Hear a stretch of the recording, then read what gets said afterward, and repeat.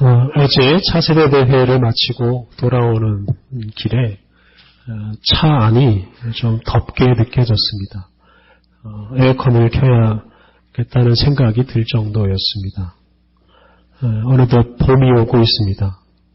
우린 요즘 참 추운 계절을 보내고 있습니다. 날씨가 추운 건 그냥 당연하게 받아들일 수 있지만 국내외적으로 어려운 상황이 우리 마음까지 춥게 만들고 있습니다. 다가오는 봄과 함께 우리의 마음을 녹여주는 따뜻한 일들이 함께 왔으면 좋겠습니다. 이번에 차세대 대회가 열린 곳은 그 일영 계곡에 있는 한 펜션입니다. 그 펜션 앞에 계곡 물이 흐르고 있었는데요. 얼음이 많이 남아있긴 했지만 그래도 물이 흐르는 게 보이고 물소리도 아주 시원하게 크게 들렸습니다. 봄이 오는 소리를 들으려면 산으로 가야 합니다. 서울에서는 자동차 소리, 건물에서 나오는 소리 때문에 봄이 오는 소리를 듣기가 참 어렵습니다. 봄이 그리우신 분들은 산으로 가셔서 우리에게 다가오는 봄을 맞이해 보시기 바랍니다. 오늘 날씨가 참 좋습니다. 예배 마친 후에 가까운 안산에라도 가셔서 봄이 오는 소리를 한번 들어보시면 좋겠습니다.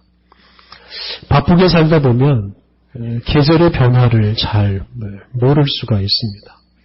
어느덧 2월이 가고 3월이 오는 것처럼 눈 깜짝할 사이에 겨울이 지나가고 봄이 옵니다.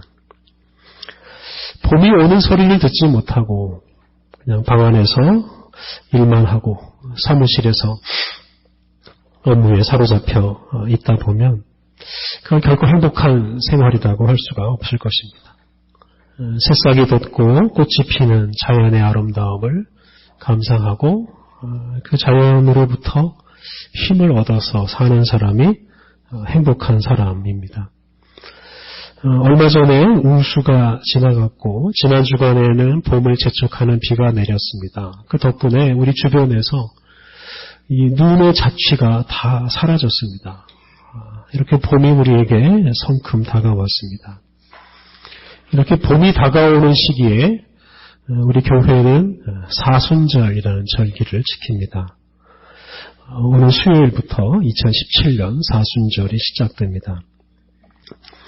사순절은 부활절을 앞두고 40일 동안 지키는 절기입니다. 주보에 적힌 대로 오늘 수요일부터 부활절 전날까지 계속됩니다. 우리 신학의 선배들은 이 사순절 기간에 좀 더 철저하게 경건과 절제 생활을 했습니다. 평소 살던 대로 살지 않고 조금은 다르게 살려고 애를 썼습니다. 사순절을 영어로 렌트라고 합니다. 그런데 이 렌트라는 이 단어는 봄이라는 단어에서 왔다고 합니다. 그래서 사순절은 봄을 기다리는 절기입니다. 이 봄을 맞이하기 위해서 경건과 절제 생활을 하는 것이 바로 사순절입니다. 그런데 우리 신앙의 선배들 중에는 이 경건과 절제 생활을 위해서 높은 산으로 올라가는 분들이 많았습니다. 이 산 아래에는 우리 욕심을 부추기는 것들, 죄에 빠지도록 유혹하는 것들이 참 많이 있기 때문에 그런 것들로부터 좀 자유롭게 살기 위해서 산으로 올라갔습니다. 아니면 아주 깊은 사막으로 들어가는 사람들도 있었습니다. 그것 때문에 초창기에 세워진 이 수도원들은 대개 사막이나 높은 산 위에 있습니다. 성도 여러분, 봄이 오고 있습니다. 봄과 함께 부활절도 우리에게 오고 있습니다. 그래서 산에 올라갈 일이 참 많은 시기입니다. 봄이 오는 것을 맞이하고 우리 위해서 부활하신 예수님을 경험하기 위해서 우리를 유혹하는 것들, 우리를 염려하게 만드는 것들로부터 이런 세상으로부터 조금 떨어져서 벗어나서 산에 오르는 시간을 좀 가져보시면 좋겠습니다. 높은 산에 오르는 것이 어려운 분들은 가까운 공원에라도 가셔서 조금씩 변해가는 풀과 나무를 바라보면서 우리 인생에 봄을 가져오시는 우리 하나님의 은혜를 묵상하시면 좋겠습니다. 오늘 우리가 봉독한 말씀들은 다 산에서 일어난 일들입니다. 출애굽기에 나오는 이야기는 모세가 율법을 받기 위해서 시내산 높은 곳으로 올라가는 이야기입니다. 애굽의 노예 생활에서 해방된 이스라엘 민족은 시내산 아래에 진을 치고 1년여 동안 머물면서 하나님으로부터 모세를 통해 율법을 받습니다. 그런데 하나님께서 모세에게 율법을 주시기 위해서 모세를 산 높은 곳까지 올라오게 하십니다. 오늘 본문 앞부분 24장 1절을 보면 하나님께서 모세와 백성의 대표자들을 산으로 올라오게 하십니다. 모세뿐만 아니라 당시 제사장인 아론, 나답, 아비후, 그리고 지도자인 장로들 70명, 그리고 여호수아가 하나님 말씀을 따라서 산 위로 올라옵니다. 산 중턱에 이르렀을 때 하나님께서는 모세와 여호수아 두 사람만 따로 부르셔서 더 높은 곳으로 올라오게 하십니다. 그리고 그 더 높은 곳에서 하나님께서는 모세만 따로 혼자 불러서 산 꼭대기까지 오르게 하시고 모세에게 율법을 주십니다. 본문의 이야기를 그림으로 표현해 본다면 산 아래, 맨 아래에는 이스라엘 민족이 진을 치고 있습니다. 그리고 산 중턱에는 70명 장로들이 있습니다. 그리고 산 정상 조금 못 미친 곳에 여호수아가 있고 산 꼭대기에는 모세가 혼자 있습니다. 그리고 산 꼭대기보다 더 높은 곳에서 하나님께서 내려오시면서 이 산 정상에는 하나님의 영광이 가득합니다. 이런 그림을 여러분 마음에 한번 상상해 보시길 바랍니다. 여러분은 산 정상에 머물고 싶으십니까? 아니면 산 아래에 머물고 싶으십니까? 아마 체력이 약한 분들이라도 산에 한번 올라가고 싶은 마음이 드실 것이라고 생각합니다. 하나님을 만나기 위해서는 높은 곳으로 올라가야 합니다. 그런데 높은 곳으로 올라간다는 것은 사람들이 많은 곳으로부터 떨어진다는 뜻입니다. 하나님을 만나기 위해서는 사람이 없는 한적한 곳으로 가야 한다는 뜻입니다. 오늘 보면 16절을 보면 산에 오른 모세를 하나님께서 바로 만나시질 않고 엿새 동안 혼자 있게 두십니다. 오늘 신약의 말씀 서두에도 엿새라는 이 단어가 등장하는데요. 이 엿새라는 이 시기는 산 아래에서 있었던 일들로부터 해방되는 시기라고 할 수 있습니다. 산 아래에서 많은 사람들과 어울려서 사는 동안 겪었던 희로애락의 감정들을 정리하는 시간이라고 할 수 있고요. 거룩하신 하나님 앞에 서기 위해서 산 아래에서 더러워진 사람들 속에서 더러워진 자신을 깨끗하게 하는 시간이라고 할 수 있습니다. 우리가 하나님을 만나기 위해서는 산에 올라가야 하는데 단지 산에 오른 것만으로는 하나님을 만날 수 없습니다. 산 아래에서 벌어진 일들로부터 자유로운 사람이 될 때 우리가 하나님을 만날 수 있습니다. 물론 우리가 일상생활을 열심히 해야 합니다. 성경은 게으름을 멀리하고 부지런히 살라는 말씀을 반복해서 합니다. 하나님께서 창조하신 아름다운 세상에서 우리가 열심히 일하는 것이 하나님의 변함없는 뜻입니다. 그런데 우리는 그 하나님의 뜻을 깨닫기 위해서 가끔은 세상으로부터 사람들로부터 멀어져야 합니다. 사실 우리가 이렇게 예배드리는 시간이 우리가 지금 세상으로부터 떨어져서 하나님의 뜻을 구하는 시간이기도 합니다. 사람들이 많은 세상을 흔히 문명세계라고 합니다. 발달한 도시일수록 사람이 많이 모여 살고 그곳에는 소위 문명의 이기라는 것이 가득합니다. 그런데 우리의 생활을 편리하게 해준다는 이런 문명의 이기가 우리를 억압하고 우리를 사로잡을 때가 있습니다. TV나 컴퓨터나 휴대폰이 우리에게 많은 정보를 제공해주고 우리의 생활을 윤택하게 하는 때가 있습니다. 그런데 늘 그런 것은 아닙니다. TV나 컴퓨터나 휴대폰이 사람을 사로잡아 버리는 경우도 많습니다. 온종일 TV, 컴퓨터, 휴대폰에 붙들려서 노예처럼 사는 사람들이 참 많습니다. 그것뿐이 아닙니다. 더 좋은 집, 더 좋은 옷, 더 좋은 자동차 이런 것들을 소유하기 위해서 평생을 낭비하는 사람이 있습니다. 하나님의 뜻을 모르면 사람이 이 소유욕의 노예가 되어서 소위 물질의 종으로 살아갈 수도 있습니다. 문명의 이기가 많은 곳일수록 그렇게 물질의 노예가 되어서 종으로 살아가는 사람들이 많습니다. 이런 면에서 우리는 세상으로부터 멀어져야 합니다.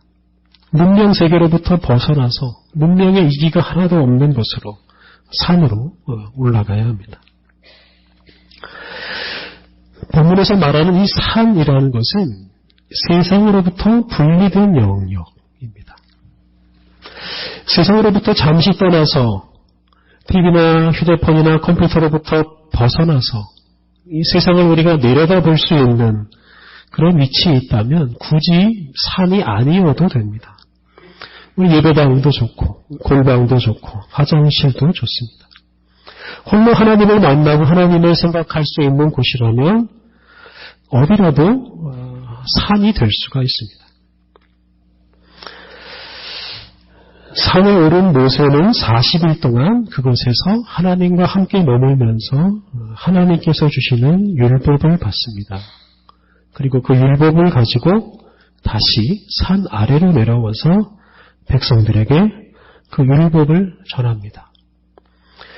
그 덕분에 산 아래에 있는 사람들이 하나님의 뜻을 따라서 하나님의 말씀을 따라서 살아갈 수 있게 되었습니다. 모든 사람이 다 산에 오를 필요는 없습니다.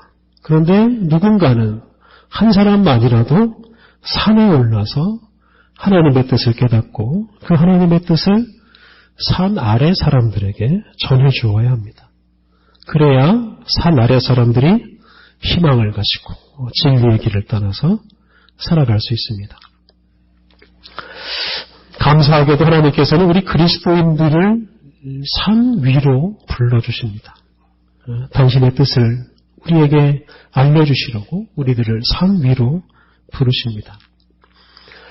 2017년 사순절을 우리가 산에 올라가는 기회로 삼으시면 좋겠습니다. 오늘 봉독한 신약의 말씀을 이해하기 위해서는 이 본문의 위치를 먼저 이해해야 합니다. 예수님의 공생애는 주로 갈릴리 지역에서 이루어졌습니다. 예수님은 3년여 동안 갈릴리 지역을 중심으로 하나님의 말씀을 선포하시다가 그 공생의 막바지에 예루살렘으로 올라가시고 거기에서 고난받으시고 십자가를 지시고 죽으셨습니다. 그런데 이 오늘 본문의 사건은 즉 예수님의 모습이 변형되신 이 사건은 이 고난의 길에 막 들어서면서 즉 예루살렘을 향해서 출발하면서 일어난 일입니다. 오늘 봉독한 말씀 앞에 있는 16장을 보면 예수님께서 그 갈릴리 지역에서 복음 전하는 일을 이제 정리하시고 예루살렘을 향해서 출발하십니다. 그리고 출발하시면서 처음으로 당신께서 고난받으시고 죽으시고 부활하실 것을 예고하십니다. 그렇게 예고하시고 나서 제자들과 함께 예루살렘을 향해서 출발했습니다. 그리고 그렇게 예고하신 대로 예루살렘에 가셔서 고난받으시고 죽으십니다. 그래서 예수님의 고난과 죽음의 예고 그리고 실제로 일어난 예수님의 고난과 죽음 그 두 사이에 오늘 본문이 있습니다. 예수님께서 베드로와 야고보와 요한 이 세 사람만 따로 데리고 높은 산에 올라가십니다. 그리고 그들 앞에서 변형되십니다. 얼굴이 해같이 빛나고 옷이 빛과 같이 휘어졌습니다. 그런데 이 일이 있기 엿새 전에 예수님께서는 제자들에게 당신이 고난받으시고 죽으실 것이라고 예고하셨습니다. 그때 제자들의 대표격인 베드로가 절대로 그런 일이 일어나면 안 됩니다. 라고 예수님을 붙들고 예수님께 대들면서 항의했습니다. 베드로는 예수님이 결코 고난과 죽음의 길을 갈 수 없다고, 자기는 그걸 받아들일 수 없다고 따졌습니다. 이렇게 예수님의 고난과 죽음을 받아들이지 못하는 제자들에게 예수님께서 당신의 그 변형되신 모습을 보여주신 것입니다. 고난받고 죽을 것이라고 하던 예수님께서 제자들 앞에서 빛나는 모습으로 변형되셨습니다. 이 모습이 바로 고난과 죽음의 길을 거쳐서 마지막에 이루어질 예수님의 모습입니다. 고난과 죽음 이후에 부활에 이르게 될 예수님의 모습입니다. 이건 한편으로는 이해할 수가 없는 일입니다. 일반적으로 생각하면 고난받고 죽으면 몸이라는 것은 다 망가집니다. 고난은 우리의 몸을 쇠약하게 하고 죽음은 우리의 몸을 썩어서 사라져버리게 만듭니다. 그런데 예수님은 이렇게 사람이 이해할 수 없는 신비를 보여주십니다. 고난과 죽음의 길 끝에 사람이 상상할 수 없는 새로운 세계가 펼쳐질 것을 예고하십니다. 예수님과 함께 산 위에 오른 이 제3 제자들은 이 산 위에서 그들이 상상하지 못했던 일, 고난과 죽음의 끝에 벌어진 일들을 보게 되었습니다. 그 모습을 본 베드로가 산 위에서 집을 짓고 함께 살자고 제안을 합니다. 그런데 그때 하늘에서 음성이 들려옵니다. 이는 내 사랑하는 아들이요 내 기뻐하는 자니 너희는 그의 말을 들으라. 이 말씀은 지금 고난과 죽음의 길을 거부하는 베드로 그리고 다른 제자들에게 그리고 산 위에서 살자고 말하는 이 제자들에게 주시는 말씀입니다. 이 말씀은 고난과 죽음의 길을 가시는 예수님의 말씀에 순종하라고 하시는 말씀입니다. 그리고 예수님은 제자들과 함께 산 위에 머물지 않고 산 아래로 내려가십니다. 그리고 산 아래로 내려가서 고난과 죽음의 길을 가십니다. 제자들도 그 길을 따라갑니다. 예수님은 그 길 끝에 어떤 일이 일어날지를 이미 보여주셨습니다. 제자들은 억지로라도 예수님을 따라서 그 길을 함께 가게 되었습니다. 제자들은 너희는 그의 말을 들으라 하는 이 말씀에 순종해서 예수님과 함께 고난과 죽음의 길을 선택합니다.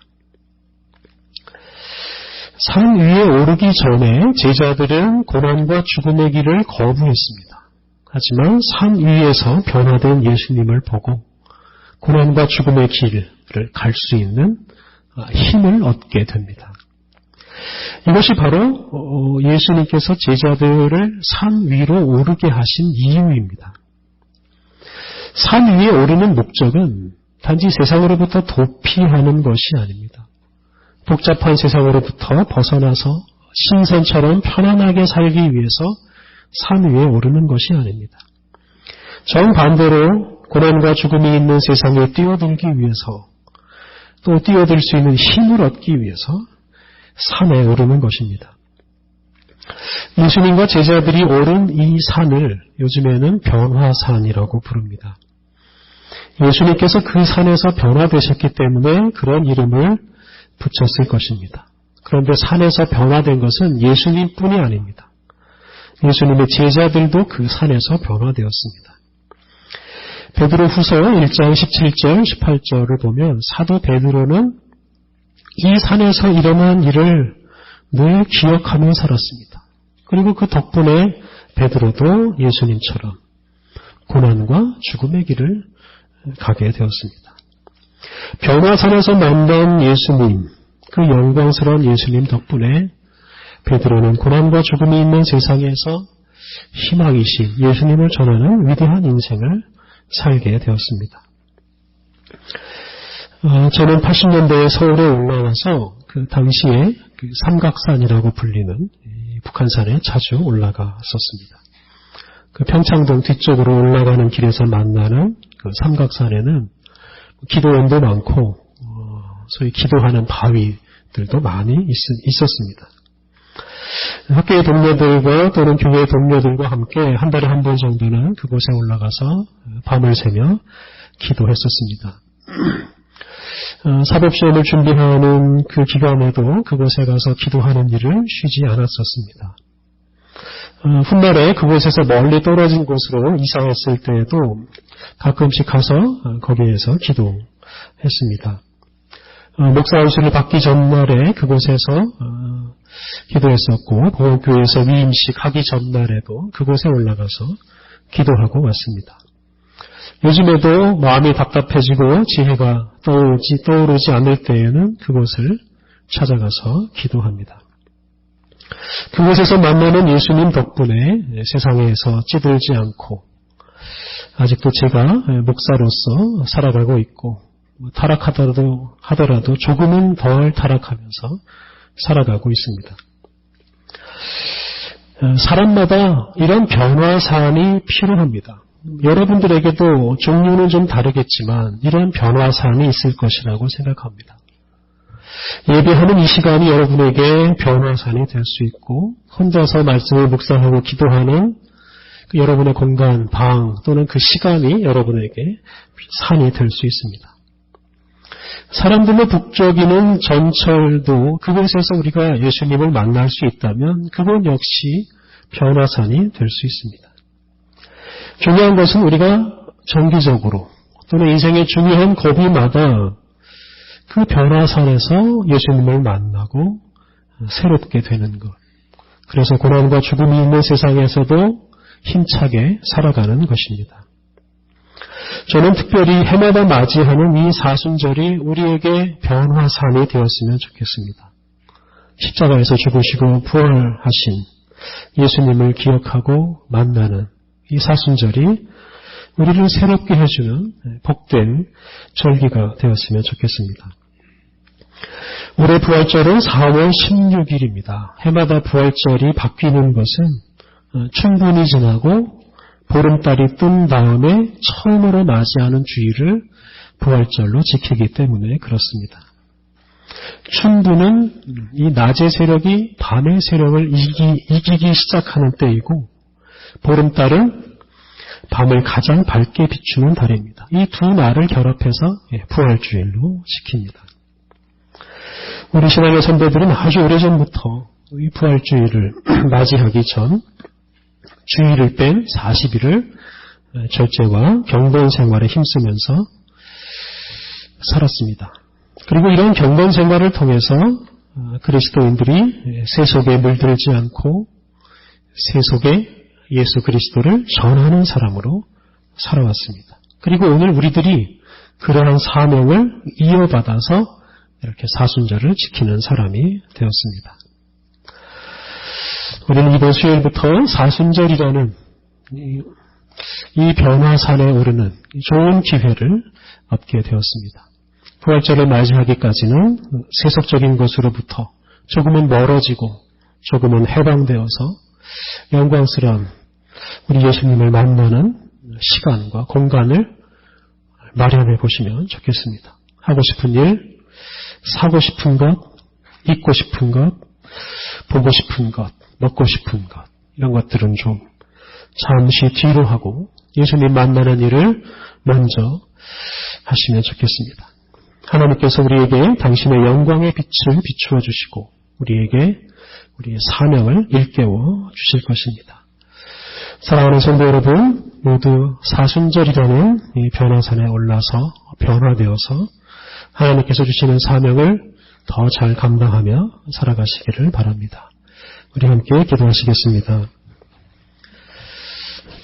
모세와 제자들을 산 위로 부르신 하나님, 우리에게도 은총을 베풀어 주옵소서. 우리들이 세속적인 욕망에 우리 자신을 맡기지 않게 하옵소서. 화려하고 향락적인 세상에 빠지지 않게 하옵소서. 우리들이 변화산에 올라 영광스러운 주님을 만남으로 우리의 마음이 새로워지게 하여 주옵소서. 이 세상에서 예수님처럼 기꺼이 고난과 죽음의 길을 선택하게 하옵소서.